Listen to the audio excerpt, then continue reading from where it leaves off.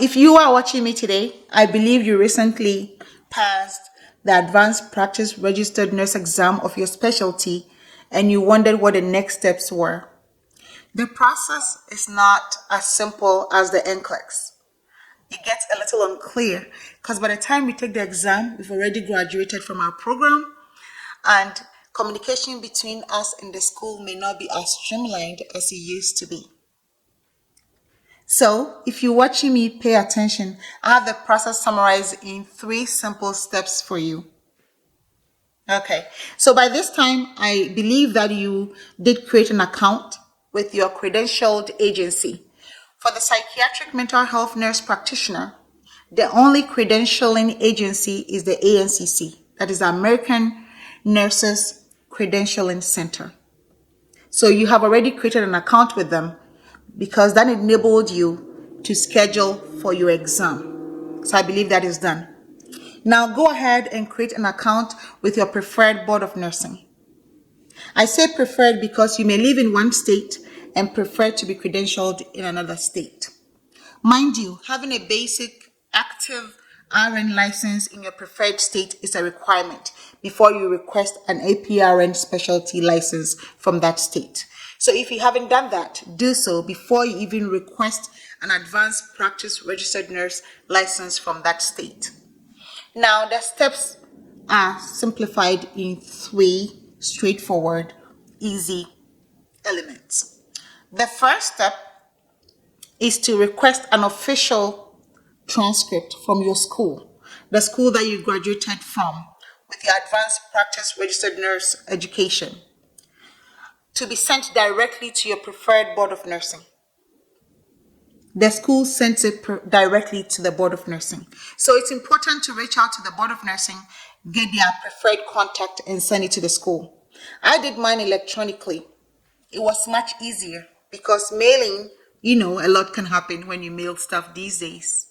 So get an email contact, get whatever contact they prefer for information to be shared between them and the agencies, and then you keep that information, you hold on to it. Okay, so you reach out to your school, that is step 1. You get an official transcript to be sent from the school directly to the board of nursing. The second is to request a completed verification form from the board of nursing. That form you request from the board of nursing is a form that the school is going to complete, document to show that you did graduate from a higher level education. That attests and validates your knowledge even before you took the ANCC credentialed exam. So that alone is not enough to request for licensure. The board of nursing prefers that you do show proof of your education before taking that exam. So you get that form from your board of nursing, that is step 2. You send it to your school. The school completes that form with your information and then sends it directly to the board of nursing. It doesn't come back to you. So you make sure that you put the board of nursing's contact on that form for the school to send it directly to the board of nursing. Okay. For me, another thing that came through was a gap analysis. If you are a postgraduate student who went back to get the master's level advanced practice registered nurse certification, you will need a gap analysis from the school. So the school will know that based on your status with the school and your status for enrollment, and they will send it in addition to that completed verification form directly to the board of nursing of your choice.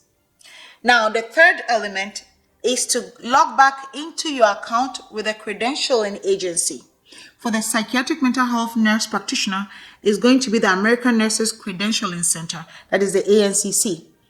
So you log back into your account the same way you log back in to get your test date and start to connect you to testing site. You do the same way.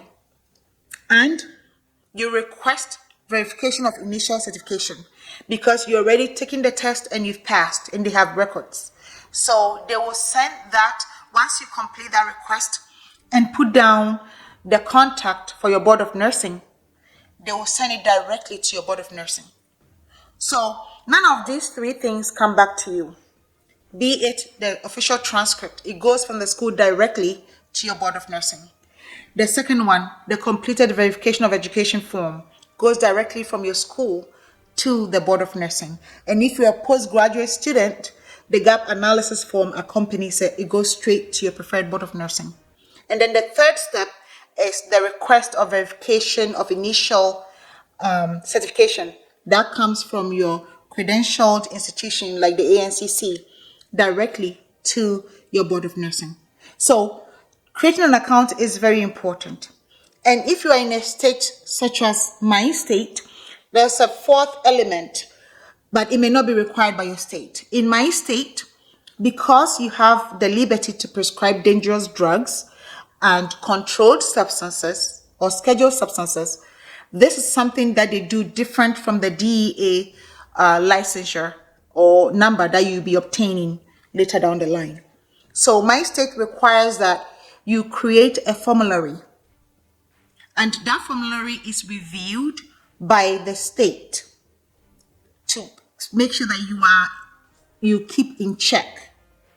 Okay, so they'll send you a list of medications that you'll be prescribing.